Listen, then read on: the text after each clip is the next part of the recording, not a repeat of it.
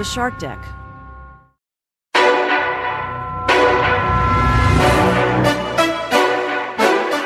Hello and welcome to Palace Intrigue. I am your host, Mark Francis. Well, rocking the royal foundation to the core comes this headline: King Charles had a hole in his sock. Last week, Charles and Camilla visited a historic mosque in East London. When the king took off his shoes, onlookers noticed that his sock had a visible hole just above the knuckles of his right foot. Another peculiar note from the outing: the royal couple also visited a restaurant and Charles was reportedly offered a cup of tea that was taken away after he dropped a sugar cube in it. Charles has cancelled his annual ski trip so he doesn't get injured before the coronation. He had taken a ski trip every February or March for the last 45 years. A source told The Sun, "There are many factors at play, not least it's a bad look to go skiing during the cost of living crisis, and the king is not a very ostentatious person. Also, it would be disastrous to suffer a skiing accident." There is another book coming out about King Charles, but he need not be worried about this one.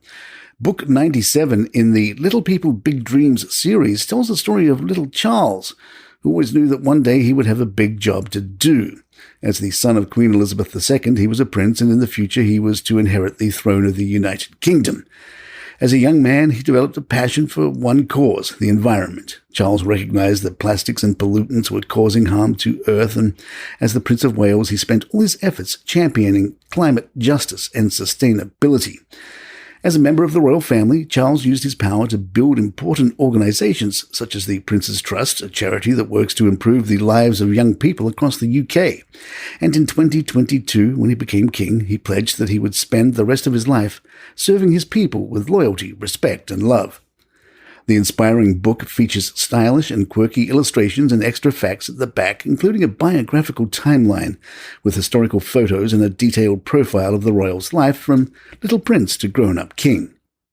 Little People, Big Dreams is a best-selling biography series for kids that explores the lives of outstanding people, from designers and artists to scientists and activists.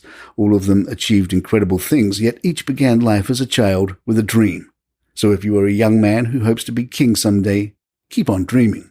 Unless your name is Harry, in which case you are the spare. Palace Intrigue will be right back. Kate Middleton was being all wonderful as she congratulated Captain Preet Chandi on her record-breaking expedition in Antarctica.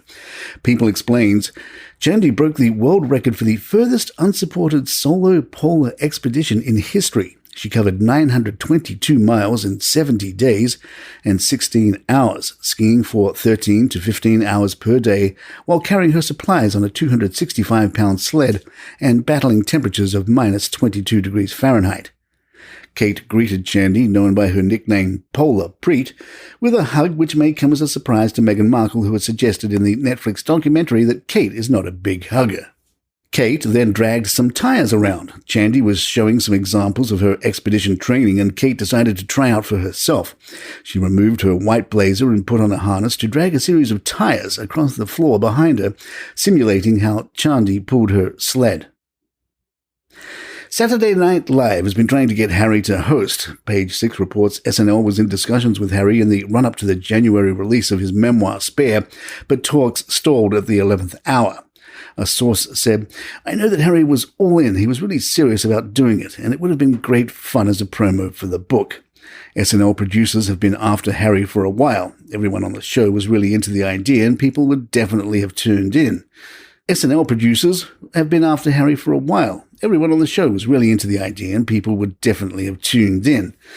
Another industry insider confirmed the talks, adding, "There's always lots of names in the mix, but Harry was definitely a name being discussed." Our writer, John McDermott, who also hosts the Daily Comedy News podcast, which is available wherever you get your favorite podcasts, wondered what a Harry monologue would sound like and used ChatGPT to write one. And the AI did pretty well for itself. Harry hosting SNL could sound something like this. "Hello, New York. How are you guys doing tonight? It's great to be here on Saturday Night Live. It's my first time hosting, so I'm a bit nervous, but I think I'm ready for the challenge. So I heard that in America people are obsessed with the royal family. Is that true?" Pause for laughter. "Well, I hope you don't expect me to wave at you or anything. I'm here to do comedy, not royalty duties. Speaking of my family, have you heard about the new royal baby? Yep, it's me. I'm the new royal baby. You know what they say, once a prince, always a prince. But in my case, I'm also a duke, a son, a husband, a dad, a philanthropist, and a fellow with a great sense of humor. I mean, just look at my outfit tonight.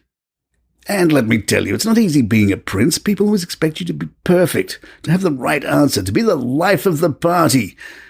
Pause for applause.